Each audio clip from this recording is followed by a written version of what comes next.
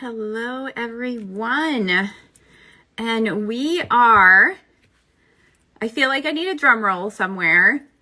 This is our last interview for Witch City Tarot Gathering. And I wanted to make sure we were ending it with a bang. So number one, we're on a full moon.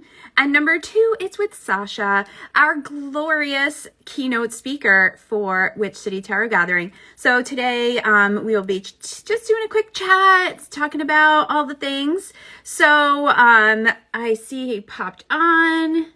Hi, everybody. So, all right. So Sasha, go ahead and request to join. Hit the little camera button next to your comment bar. Let's get you going. Hello, everybody. Thanks for joining us. Fantastic. Right. Wait for her to pop on here. Yay! Hi! How are you? I'm good. How are you? Happy full moon. Yes, happy full moon to you too. And it's such a good one. It's like in Capricorn. We're getting shit done today. And I be up here in like the Catskills last night. It was like the most uncanny, glowiest, like all week long. Mm-hmm. It has been rising early and it stayed low. So it's been so huge in the sky. I mean, and it's like, it's a buck moon. And literally, I am not kidding you. Yesterday I was out in my garden. I look up and there's a buck with like brand new, like just sprouted. Yeah. Who like turned around and sat down in front of the barn.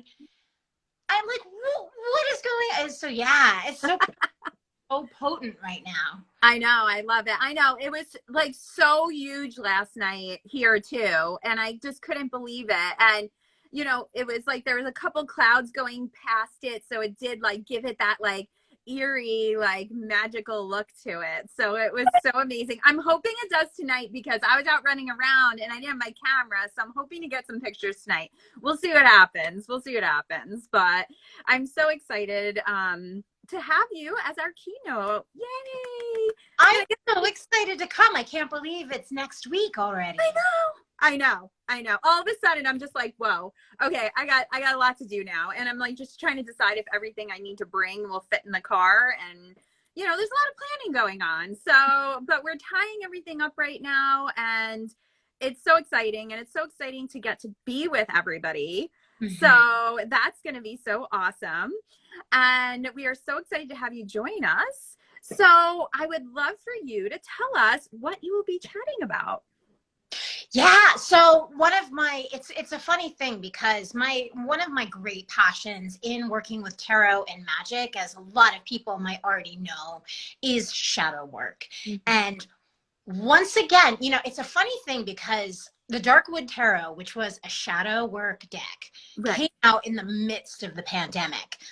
And it just seems like the shadow and what's going on, like on the macrocosm and the microcosm, just keeps getting bigger and wider. So I feel like it's a really exciting time to be talking about what I feel is the most evocative witchcraft and magic a person can do, which is shadow magic. So I'm going to I only have an hour, so I'm going to try and give everybody some tools about exactly what shadow magic is and why it's so helpful, because it's really all about taking personal responsibility for ourselves and understanding that all of life is a projection.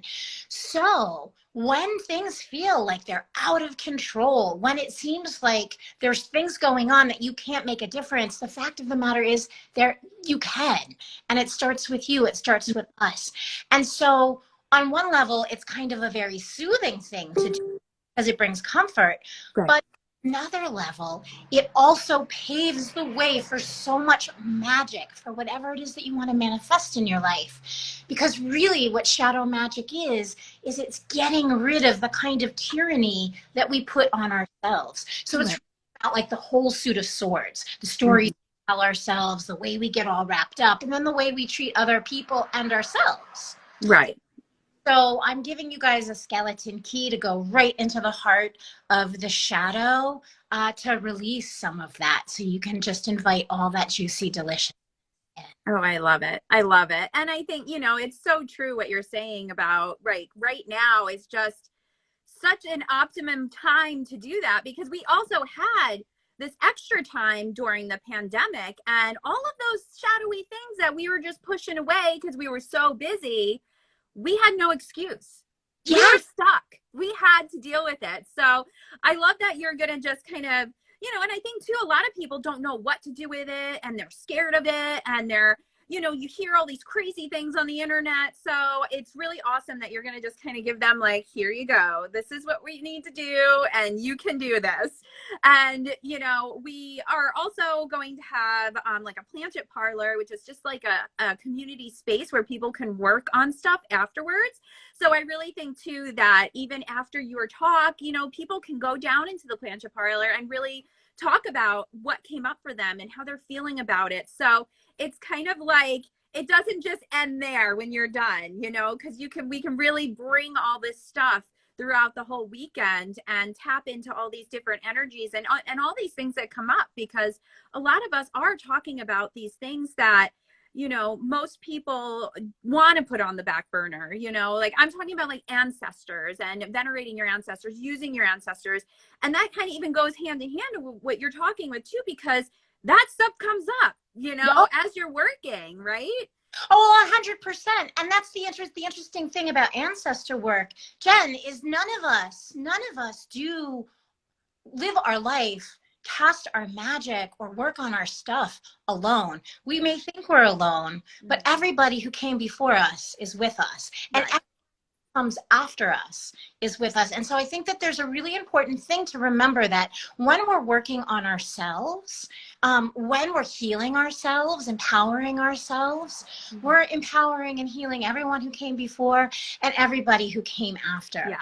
And that's the whole point of magic, is to change the pattern, is not just to repeat everything that happened in the past. And one of like the great gifts of literal witchcraft is that it is an active way to kind of heal and pay heedance to the things that our ancestors were doing work on, but maybe weren't able to complete. So we Right. have in our lifetime to kind of come full circle and end cycles of violence, to extend our family's creativity, to end cycles of addiction, while also opening up new avenues of manifestation in whatever kind of beautiful way that might unfold. So it's really, we don't do our work alone. And so I love how it's all coming together. I know. I was like, whoa, this actually is flowing nicely. I like it. But yeah, and I think too that what advice would you have for people that are going to your talk that are nervous about shadow work, are nervous about, maybe they have been scouring TikTok and they've gotten some really crazy ideas of what it is. What advice would you have for them going into your talk? Well, it's a funny thing. If you're looking at anything that's kind of spooky, first of all, find out who you're getting the information from, right? So that goes for if you're looking for a great person to give you a reading, to a great teacher, to learn something new that might seem a little odd. Anybody who would like look into my stuff would understand. I think that I have a long history, over a decade of publishing. My stuff is already out there. So you can find the personality of who's going to be teaching and delivering. Right. I'm going to very specifically, though, define the shadow magic as I'm talking about it, because there's a few different things that fall under the veil of shadow magic. So like necromancy and necromancy and working with the dead, that is very, with blood and bones, that's very much shadow magic. That's not at all what I'm talking about. When I define shadow magic, it is about taking a very good look inside of ourselves and using that when we're making magic and when we're casting tarot cards, because it's so easy to just look at the cards and see what you want to see. Right. And who doesn't want to get Right. and who doesn't want to be like vindicated or validated? Yeah, like they always say, you're right, perfect, done here. Everything I want is just right there. Yeah. can't do that all the time, because that's if we're not discovering something new, then we're really not doing our job as tarot readers. And so shadow magic, which just it's just a small thing, right, that you can do, that you can keep in mind anytime you go to your cards. It'll help keep you on point, because what it does is it brings your awareness back to something you're either doing or not doing. And you can do that in a reversal and in any number of different ways. And I'm going to give you guys a very specific way to do that. And it'll just help you keep yourself accountable, so that you do cultivate something new every time you sit down with the cards. Right, right. And, and I think it is important too that people realize everybody can do this. Even if you don't know, if you don't read a ton of like cards a lot, if you don't, any of those things, anybody is capable of doing this. Like, you do not need to go, to, these magical readers or anything. Like, you can be a magical reader. You can do it yourself. So I love that, I feel like that's just a part of what you're talking about too. Like, you are magical. You can do this. Yeah. Right. Oh my God. Yes. Like, and that's, it's so important to understand that, like, psychics and mediums and witches, and they're not powerful people who are, it's all in you. Like, right. It's all in you. And that is why I think, like, there's been such a huge resurgence or emergence of tarot and magic. It wasn't just, I think, social media. I think it's very much the pandemic, right? It's about harnessing your personal power, harnessing the supernatural part of yourself, and that's all inside of you, and it's so much fun. And the other interesting thing, right, about shadow magic is that everybody's magic looks different. Everybody's talents are different, and you won't know if you're new to magic or tarot. You might not know how incredibly talented or where your special sauce lies. Right. To start playing with the cards, and that's why workshops and all of, like, gatherings are so important, because they'll give you the things that you can do, the tools that you can use to uncover it for yourself. Right. And I think it's great too, just seeing other perspectives, because, we've both been reading forever and ever, but I love going to other people's workshops and hear them speak, because sometimes they'll just come out with this little nugget and you're like, wait a minute, I never thought of it like that. I'm going to use that. And, I think that's what it's just being open and being ready to learn at all times, because and I always say, like, I always say this to my kids: the minute you say you know everything, you actually know nothing. It's like we're constantly learning and growing. And I think we, as a society, we don't harness that. We don't give that credit. We're just supposed to know everything, and everything's supposed to be perfect, and that's it. But even bringing in that shadow is like, no, we're imperfect, and that's awesome, because like you said, as you're working and going through, you just don't know what's going to show up. You might have this one talent you never even know existed, and if you didn't do that work, it wouldn't have popped up. Yes. And like let's get real about what it is we're doing. We're talking about tarot and magic, philosophy, the occult.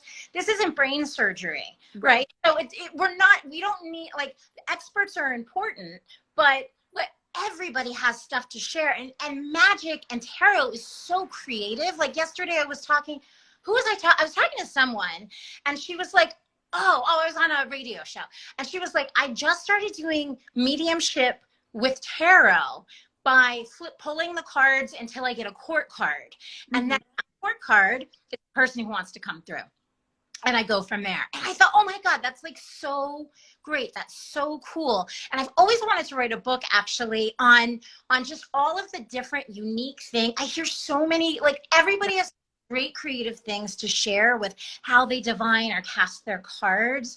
It's not about being an expert. Exactly. Like, it's about being open. It's about listening to messages and inspiration. It's all around you. You just have to be open to receive it. Right. No, exactly. I love that. I'm so excited about it. So you're also going to be vending too. You will have a table. So what goodies will you have at your table? So I think, if memory serves me correctly. Yeah, just throw it out there. Don't be surprised. I think my table will be very heavily laden with the Darkwood Tarot and the Magic Tarot, because those make And then I'm definitely going to throw some of my other tarot decks into the suitcase. So I'll probably have some Tarot of the Haunted House, a deck that just came out that I wrote the guidebook for, which is so super fun. It's actually, it's holding up my phone right now. So I'm going to. I love it.